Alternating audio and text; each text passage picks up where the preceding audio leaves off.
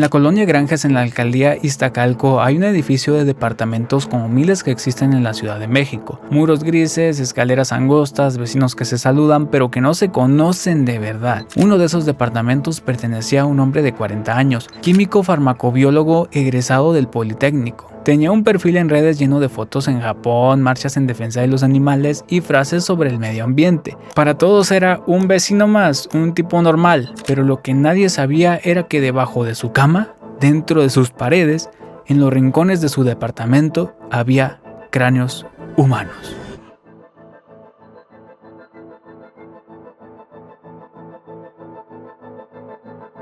Esta es la historia de Miguel Cortés Miranda, el serial de Iztacalco, y de todo lo que el sistema mexicano no quiso ver durante más de una década. Si hubieras revisado el perfil de Facebook de Miguel Cortés Miranda antes de abril de 2024, habrías visto a alguien que parecía tenerlo todo o más o menos resuelto. Fotos de viajes, selfies desde Tokio, imágenes de manifestaciones contra el maltrato animal. Era el tipo de persona que en redes aparentaba preocuparse por el mundo. Pero las cosas no siempre son así, mucho cuidado. Esta persona también usaba Tinder y eso es muy importante porque algunas de sus víctimas llegaron a él por ese medio. Mujeres que aceptaron conocerlo, que lo vieron como un hombre educado, con estudios y un trabajo estable. O sea, básicamente los estaba engañando. Pero en algún momento entre esas fotos de Japón y esas marchas de fin de semana, Miguel Cortés hacía otra cosa. Algo que hacía desde 2012, algo que durante 12 años nadie logró probar, aunque las pistas siempre estuvieron ahí. En 2015 publicó en Facebook un poema titulado Te extrañaré,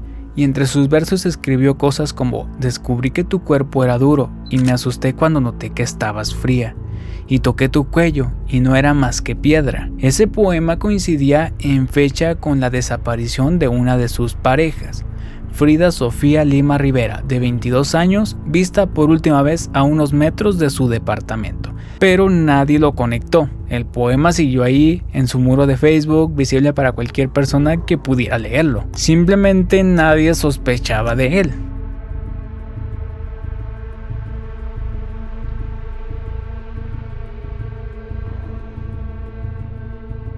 María José Castillo era una chica que vivía con su mamá en el mismo edificio. Cuando Cassandra, la mamá, regresó esa tarde y encontró a Miguel saliendo del cuarto de su hija, algo en su instinto la hizo enfrentarlo. Él respondió apuntándola 5 veces en el cuello. Cassandra gritó, los vecinos escucharon y alguien llamó a la policía. Cuando llegaron, encontraron a María José, había sido agredida sexualmente y asesinada. Primero apuñalada, después estrangulada. Miguel Cortés Miranda fue detenido 2 días después, el 18 de abril, y entonces las autoridades hicieron lo que tenían que haber hecho mucho antes: entrar a su departamento. Y lo que encontraron, ya te lo podrás imaginar, un crimen horrible.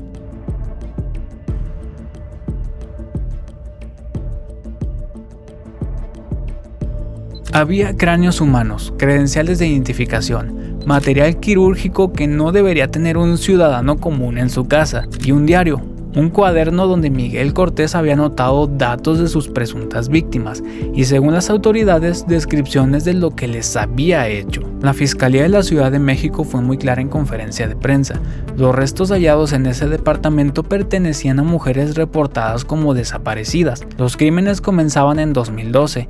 La Fiscalía reconoció que tenían identificado a Miguel como posible feminicida serial desde el año 2020, 4 años antes de que María fuera asesinada. 4 años en los que las autoridades tenían indicios y no actuaron. 4 años en los que él siguió siendo un vecino más en un edificio de Iztacalco. Entre las víctimas identificadas, a Mayrani Robledo, desaparecida desde 2012, su mamá la buscó durante 12 años. 12 años buscando a alguien cuyos restos estaban en el departamento del vecino. Este caso, la verdad es que está alucinante. También estaba Claudia Andrea, cuya en diciembre de 2019 fue declarada oficialmente como causas naturales. Ella había sido pareja de Miguel durante los últimos meses de su vida, pero nadie lo investigó. La defensa legal de las víctimas afirmó que el propio Miguel llegó a confesar haber matado a más de 30 mujeres. La fiscalía confirmó oficialmente al menos 7. El número real puede estar en algún punto entre esos dos extremos y quizá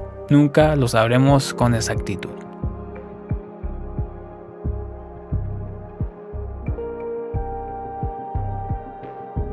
Miguel Cortés entró al reclusorio preventivo Baronía Oriente en abril de 2024. Mientras esperaba las audiencias lavaba la ropa de otros internos para sobrevivir, porque pues dentro del penal casi todo tiene un costo. Según su abogada, aspiraba a impartir clases de química a otros reclusos.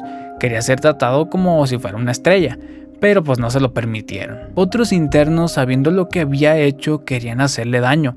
Incluso tenía un custodio asignado permanentemente para cuidarlo. Bueno, no tanto para cuidarlo, sino como para estar nada más al pendiente de él. Y aún así, desde algún teléfono al interior del reclusorio, consiguió los números de los familiares de sus víctimas. Nadie ha podido explicar con certeza cómo es que los consiguió. Se suponía que solo la Fiscalía y la Unidad de Gestión Judicial tenían esos datos. Quiere decir que alguien filtró esa información. Con esos números en mano, días antes de una audiencia importante, Miguel Cortés llamó a las familias de sus víctimas.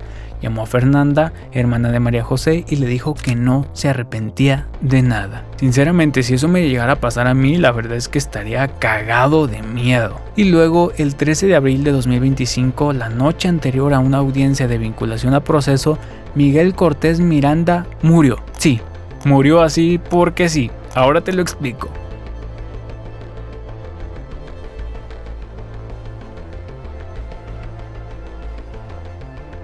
Supuestamente Miguel sufrió una caída dentro de su celda, fue trasladado al Hospital General de Iztapalpa y murió de un paro cardiorrespiratorio causado por un traumatismo craneoencefálico derivado de esa caída. Eso fue lo que dijo la Secretaría de Seguridad Ciudadanía de la Ciudad de México.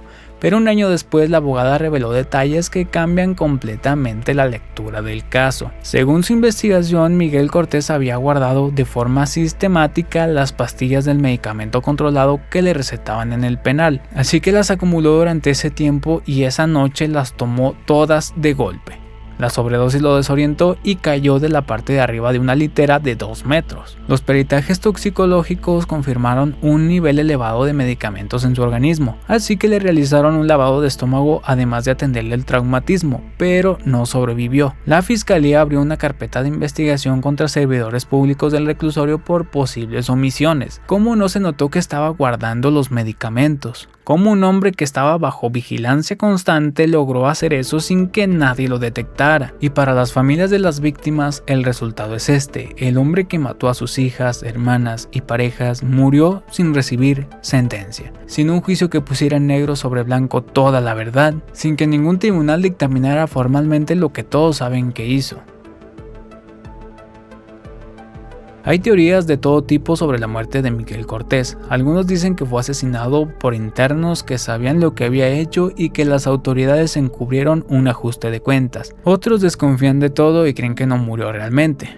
Pero a mí, analizando todo lo que se sabe, la explicación más lógica me parece la más perturbadora. Yo pienso que se desvivió y lo hizo de forma premeditada. Las llamadas a los familiares de sus víctimas en los que dejó claro que no se arrepentía de nada fueron su despedida. No fue un gesto de poder espontáneo ni para intimidarlos. Simplemente fue un plan porque él sabía que tenía una audiencia al día siguiente. Sabía que el proceso avanzaba, sabía que si el juicio llegaba a término podría pasar el resto de su vida en una celda donde otros internos querían hacerle daño, sin los privilegios que reclamaba y sin la sensación de control que necesitaba. Así que decidió terminar las cosas a su manera. Guardó las pastillas durante semanas o meses, esperó el momento, hizo sus llamadas de despedida para hacer su último daño psicológico a las familias y esa noche ejecutó su plan.